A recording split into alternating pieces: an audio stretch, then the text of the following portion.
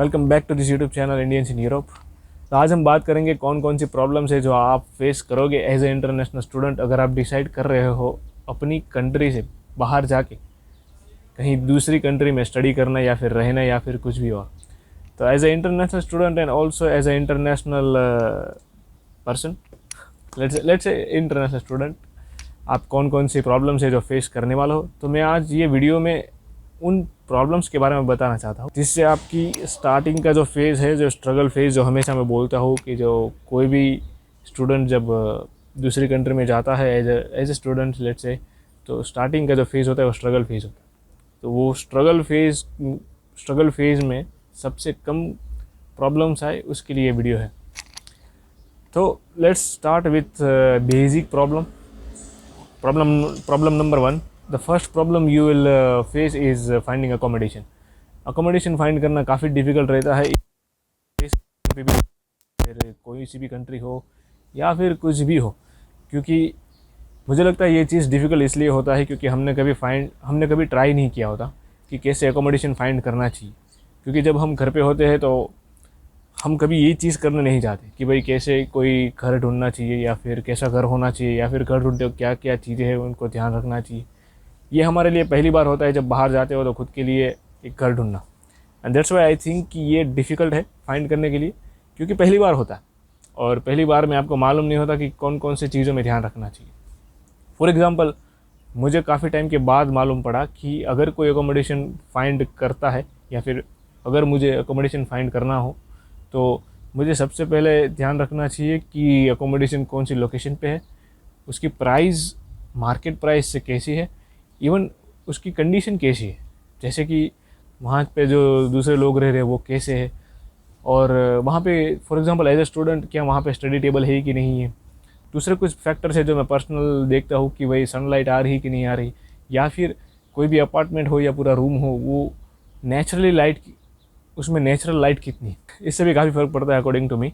ये सब पॉइंट्स जो मेरे को काफ़ी बाद में मालूम पड़े, बट नाउ यू नो, तो at least for you it would be easy कि अगर आप अकोमोडेशन फाइंड करे हो तो कौन कौन सी चीज़ों को आपको ध्यान रखना चाहिए। नेक्स्ट चीज़ है कि अकोमोडेशन आपको मिल गया तो फॉर एग्जांपल मोस्टली अकोमोडेशन हम स्टार्टिंग में लेते हैं किसी के साथ शेयरिंग में या फिर अपार्टमेंट में दूसरे फ्लैटमेट्स के साथ रहना। तो ये चीज़ एक्चुअली मेरे लिए नहीं थी एंड आई थिंक मोस्टली जो व्यूअर्स हैं उनके लिए भी नहीं होगी कि दूसरे लोगों के साथ कैसे रहना। दूसरे लोगों के साथ रहना एक आई थिंक ये एक कम्प्लीटली नया एक्सपीरियंस है। ये उनको मालूम होगा जो ऑलरेडी हॉस्टल्स में रह चुके हैं। मेरे लिए ये नया था, मैं कभी हॉस्टल में नहीं रहा था, मैं यहाँ आके दूसरे लोगों के साथ रह रहा था।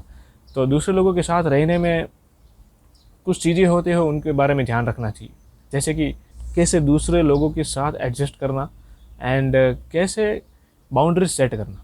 For example, so as a student अगर मेरे को स्टडी में कोई दिक्कत आ रही है, फिर मेरी नींद में कोई दिक्कत आ रही है बिकॉज ऑफ माई फ्लैटमेट्स, तो वहाँ पे बाउंड्रीज सेट करना पड़ता है। उनके साथ ये अनकंफर्टेबल बातें करनी पड़ती है कि भाई जो तुम कर रहे हो उससे मेरे को प्रॉब्लम है एंड लेट्स डिस्कस कि भाई कैसे इस प्रॉब्लम को सॉल्व करें जिससे तुम्हें भी ना दिक्कत हो मेरे को भी ना दिक्कत हो।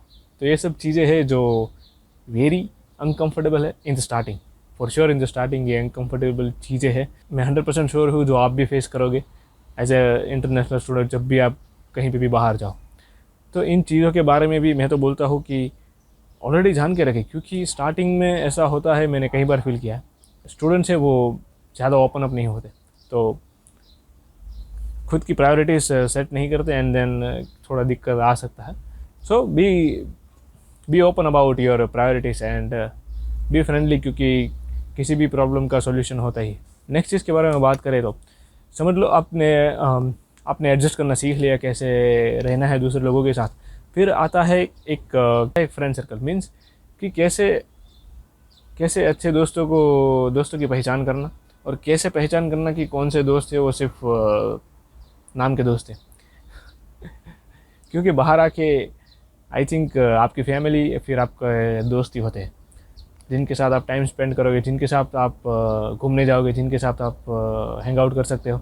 तो अच्छे दोस्तों की पहचान करना एंड देन उनके साथ अपना रिलेशन बनाए रखना ये डिफ़िकल्ट चीज़ है।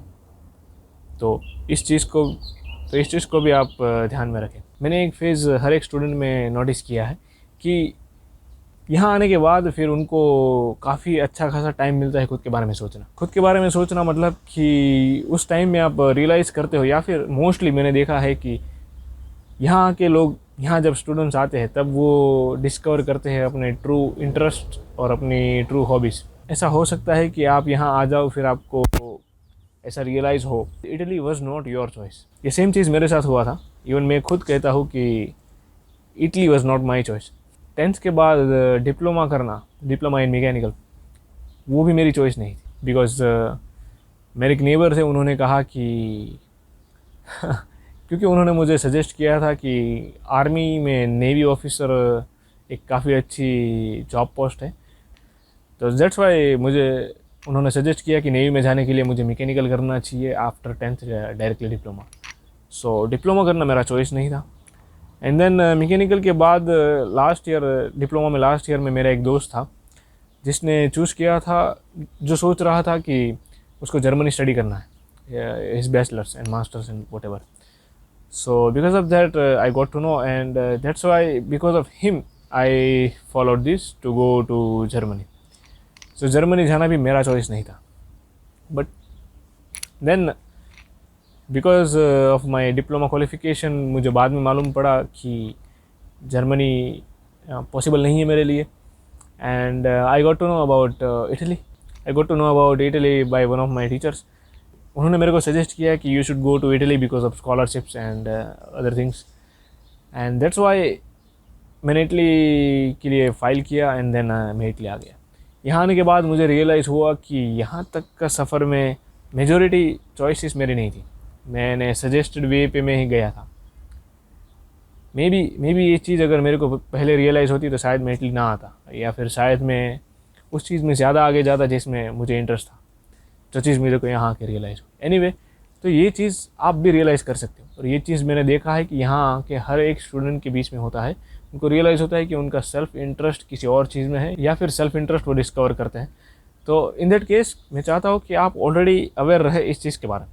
आप खुद जानें कि इटली आना आपका ही चॉइस है, या फिर आपका चॉइस है तो किन किन रीज़न से आपका चॉइस है। ऐसा ना हो कि आप दूसरे की वजह से इन्फ्लुएंस हो गए और that's why you are coming to Italy, बाद में रिग्रेट ना हो। फिर बात आती है कि language and communication. Well, important है specially in Italy. For example, आप इटली आ गए without learning in Italian language, then 100% मैं श्योर हूँ कि आप दूसरे लोगों के साथ मतलब यहाँ के लोगों के साथ कम्युनिकेट करने में काफ़ी पीछे रह जाओगे। Not even for specially for Italy. For example, even अगर आपका इंग्लिश प्रोफिशिएंसी इतना अच्छा नहीं है तो आप कई सारे लोगों के साथ because of language barrier mix up नहीं हो पाओगे, जो अच्छी चीज़ नहीं है। बिकॉज आई थिंक बाहर आके सबसे बेस्ट चीज़ है वो है दूसरे लोगों के साथ मिलना। मैं जब इंडिया में था तब दूसरे लोगों को मैं बहुत ही कम मिलता, सिर्फ अपने ही फैमिली मेम्बर्स और अपने ही घर वाले, उन लोगों को मिलता था, बट मुझे दूसरा पर्सपेक्टिव कभी दिखता नहीं था। तो ये चीज़ यहाँ बाहर आके आपको काफ़ी अच्छा एक्सपोजर मिलता है, किसी एक चीज़ को दूसरे एंगल से देखना, मतलब मैनी पर्सपेक्टिव। ये पर्सपेक्टिव तभी मिलेगा जब आप किसी के साथ कम्युनिकेट कर पाओगे। एंड कम्युनिकेशन के लिए आपको क्या चाहिए, एक अच्छी प्रोफिशिएंसी चाहिए लैंग्वेज में। इंग्लिश फॉर श्योर चाहिए, इटालियन, या फिर आप जर्मनी जा रहे हो तो जर्मन चाहिए, या फिर आप कहीं और कंट्री में जा रहे हो तो वहाँ की लोकल लैंग्वेज चाहिए। तो ये प्रॉब्लम आ सकता है अगर आप लैंग्वेज नहीं सीख रहे हो, तो एटलीस्ट बेसिक सीखना चाहिए। नेक्स्ट बात करते हैं तो सबसे बड़ा problem I think as an international student आता है, वो है टाइम मैनेजमेंट। क्योंकि आप आए हो एज ए स्टूडेंट, आपको एज ए स्टूडेंट मैनेज करना है study, work and your personal life. ये तीनों चीज़ें काफ़ी इंपॉर्टेंट है, और फॉर श्योर अगर आपने कभी ये मैनेज नहीं किया तो ये डिफ़िकल्ट रहेगा, ये फेज़ काफ़ी डिफ़िकल्ट रहेगा। मैं खुद बताता हूँ, 3 साल से ज़्यादा हो गया इटली में, पर अभी भी मैं अपना टाइम मैनेज नहीं कर पा रहा। फॉर एग्ज़ाम्पल, ये वीडियो कितना लेट आ रहा है तो टाइम मैनेजमेंट एक बहुत ही डिफ़िकल्ट टास्क है। आप काफ़ी ओवरवेलमिंग फील करोगे, क्योंकि आपके पास बहुत कुछ चीज़ें हैं काम करने के लिए, एंड देन आपके पास टाइम कम है, एंड देन सोने से पहले कुछ रियलाइज है कि भाई मैंने बहुत सारी चीज़ें हैं जो अभी भी छोड़ दी है, मैं भूल गया था, करना है, ये करना है, वो करना है टाइम मैनेजमेंट एक काफ़ी बड़ा हर्डल आएगा आपके बीच में, उसको मैनेज करना आपको सीखना होगा। जैसे टाइम मैनेजमेंट है सेम ऐसे मनी मैनेजमेंट भी। मनी मैनेजमेंट इन सेंस कि जब मैं इंडिया में था तब मैंने कभी मनी मैनेज नहीं किया था, कभी नहीं। आई मीन पैसे चाहिए तो मम्मी पापा से मांग लो एंड भाई से मांग लो, ख़त्म हो गई तो वापस मांग लो, यूज़ करने में कहीं पे भी यूज़ करो, खुद का है पैसे मांग लिए तो आई मीन मैंने कभी मनी मैनेज नहीं किया था। मैंने कभी नहीं लिखा था कि कैसे भाई कहाँ कितने पैसे मैं ले रहा हूँ, कहाँ यूज़ कर रहा हूँ और कैसे यूज़ कर रहा हूँ, कौन सी जगह पे यूज़ कर रहा हूँ। ये सब चीज़ें यहाँ आगे काफ़ी मैटर करती है। आई थिंक ये एक लर्निंग फेज़ है। एज ए इंटरनेशनल स्टूडेंट इस लर्निंग फेज़ में मुझे खुद रियलाइज़ हुआ था कि मैं अगर पैसे कमा रहा हूँ तो मेरे पास पैसे बच नहीं रहे। तो मनी मैनेजमेंट करना बहुत ही इम्पोर्टेंट चीज़ है, जिससे क्या होगा कि मैं अपनी कॉन्शियस स्पेंडिंग बढ़ा सकता हूँ एंड अनकॉन्शियस स्पेंडिंग को मैं रोक सकता हूँ। मुझे मालूम पड़ेगा कि कहाँ पे मैं अननेसेसरी खर्चा कर रहा हूँ। तो हमने बात किया time management, money management, and at the end जो लास्ट थिंग है वो है स्ट्रेस मैनेजमेंट। एक पीरियड ऐसा था 3 to 4 मंथ, उस टाइम पे मैं काफ़ी स्ट्रेसफुल फील करता था खुद को। आई थिंक अननेसेसरी स्ट्रेस था, बट कभी कभी ऐसा फील ही नहीं किया था। और उस मोमेंट पे मेरे को नहीं लगा था कि मैं स्ट्रेस फील कर रहा हूँ, बट नाउ आई रियलाइज कि वो एक्चुअली स्ट्रेसफुल मोमेंट था। तो स्ट्रेस मैनेजमेंट एक बहुत ही इम्पोर्टेंट चीज़ है जो सीखना चाहिए। इवन स्ट्रेस होना रियलाइज करना वो भी एक इम्पोर्टेंट चीज़ है सीखना। तो एज ए इंटरनेशनल स्टूडेंट आप ये प्रॉब्लम भी फेस करोगे 100%, क्योंकि स्ट्रेस तभी होता है जब आप कुछ कोई चीज़ें प्लान करते हो एंड देन प्लान नहीं, मतलब एंड देन वो उस तरह से एग्जीक्यूट नहीं होती। That's why you get stress. यहाँ के आपको स्ट्रेस मिलता है स्टडी का, यहाँ के आपको स्ट्रेस मिलता है मनी का, यहाँ के आपको स्ट्रेस मिलता है मे बी रिलेशनशिप्स का एंड टाइम का, मैनी थिंग। लास्टली हमेशा प्रिपेयर रहे ऐसी प्रॉब्लम्स के बारे में जो हमने कभी एंटिसिपेट ही नहीं की। फॉर एग्जाम्पल जब मैं यहाँ आया तब कई सारे सीनियर थे, उनसे मैंने बात की थी, तो उनका एक एक्सपीरियंस ऐसा रहा था कि एज ए इंटरनेशनल स्टूडेंट जब कोविड जैसी सिचुएशन आती है तो क्या होता है। ये काफ़ी रेयर सिचुएशन है जिसके बारे में कोई सोचता भी नहीं, एंड जिसके बारे में प्रिपेयर रहना भी काफ़ी मुश्किल चीज़ है, क्योंकि हम कभी प्रिपेयर ही नहीं होते, हमने कभी देखा ही नहीं होता कि ऐसी भी चीज़ें आ सकती है जो पूरी वर्ल्ड वाइड इफेक्ट कर सकती है, या फिर कोई दूसरी चीज़ें, फॉर एग्जांपल वर्ल्ड वॉर। तो ऐसी अनसीन प्रॉब्लम्स के लिए आपको प्रिपेयर रहना चाहिए। बी प्रिपेयर कि ऐसा भी कुछ आ सकता है, तो उसके लिए आप कुछ रेडी रहे। ऐसा ना हो कि आप समझ गए। तो be ready for those kind of stuffs too, क्योंकि आपकी मदद आप खुद ही करोगे यहाँ। तो be prepare for everything and be ready for everything. Other than that ये वीडियो सिर्फ आपको अवेयर करने के लिए था, ना कि डराने के लिए। तो इससे क्या होगा, आप अवेयर रहोगे हर प्रॉब्लम्स के बारे में, and that's why you will be prepare too. यही था आज के वीडियो में। Thank you for your support. अगर आप यहाँ तक ये वीडियो देख लिए हो और आपको लगा कि ये वीडियो हेल्पफुल था आपके लिए, ऐसे यूज़फुल कंटेंट आपसे रेगुलरली आएंगे इस यूट्यूब चैनल में, तो सब्सक्राइब करना आपके लिए अच्छी चीज़ है और मेरे लिए भी। कोई भी क्वेरी या क्वेश्चन हो आप कमेंट सेक्शन में डालें, या फिर आप डायरेक्टली मेरे को इंस्टाग्राम में भी पूछ सकते हैं। वीडियो को एंड करते हुए